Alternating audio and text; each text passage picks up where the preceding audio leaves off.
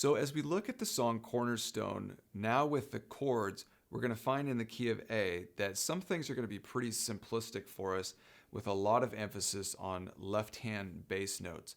But when it comes to the chorus, we will be playing with our right hand to fill out a bit of the sound.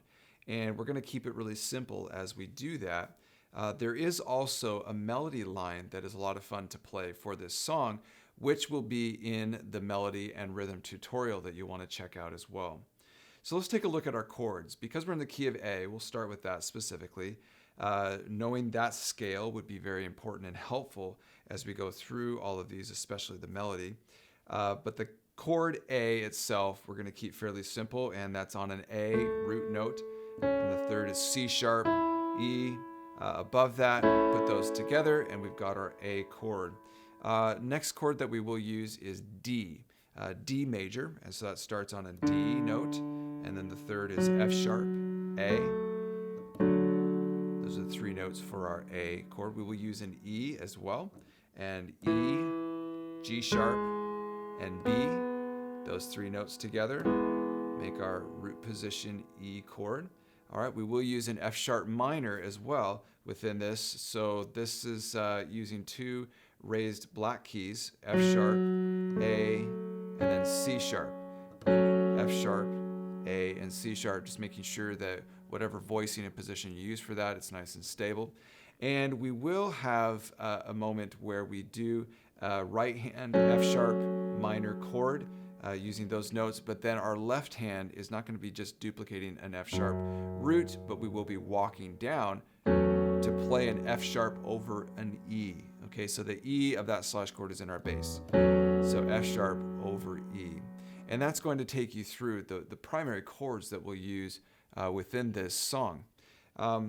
As you begin to play and implement these now with the left hand, what we're going to be doing is a lot of left hand octaves. Okay, so the letter name of the chord that you're playing, if it's an A chord, you're playing kind of in these lower registers, big, resounding, octave bass notes. So playing those together, and then just kind of walking around, moving around with those. We do have an A over C sharp within another slash chord that is simply just your A chord and moving the bass note as it follows the chord progressions. So there's your regular A chord with the big octave bass note, and then an A over C sharp. That's one of the bass movements that you'll need to do. And then for the D chord, playing that bass note. When we get to the chorus though, as it starts on that actual D chord, we're going to keep our right hand in a little bit of just an A position for that.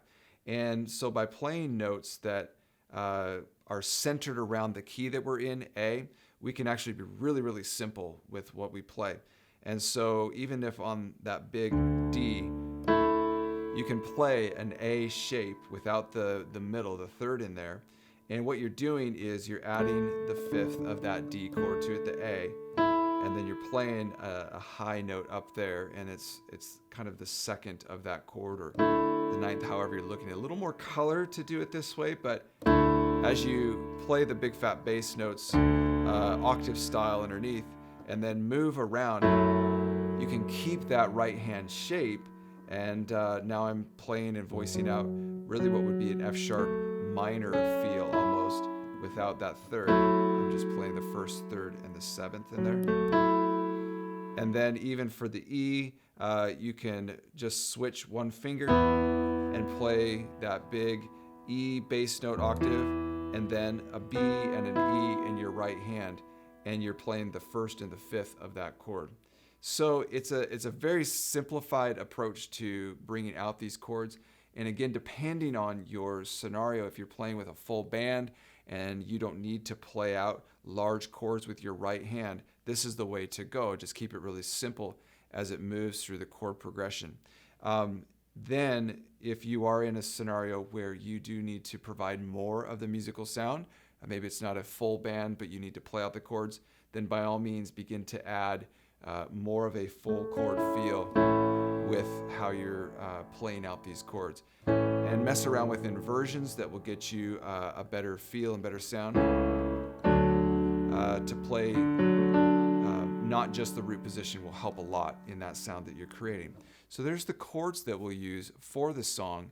And as we look at the rhythm and melody, it'll be based around a lot of this left hand feel. And this is how we can approach some of the chording now in Cornerstone.